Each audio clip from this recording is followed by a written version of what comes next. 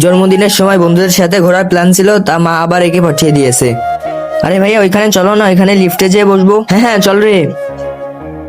আরে ভাইয়া সব গেম খেলতে দেবে তো? বার্থডে কি তোর না আমার? আম্মুকে বলবো। হ্যাঁ ঠিক আছে খেলতে দিব। আরে ভাইয়া ওই টেডি কিনে দাও না, মা শুধুমাত্র 500 টাকা দিয়েছে আর ওই টেডি 1000 টাকার। চল ওদিকে চল। আরে ইয়ার আমার পুরো বার্থডের সময়টা একে নিয়ে চলে যাবে। আরে ভাই আমি ওই কারটা চালাবো। আরে ওটা বড়দের জন্য, তুই এখনো ছোট। আমি চালাবো। হ্যাঁ হ্যাঁ নিয়ে যাচ্ছি কাঁদিস না, চল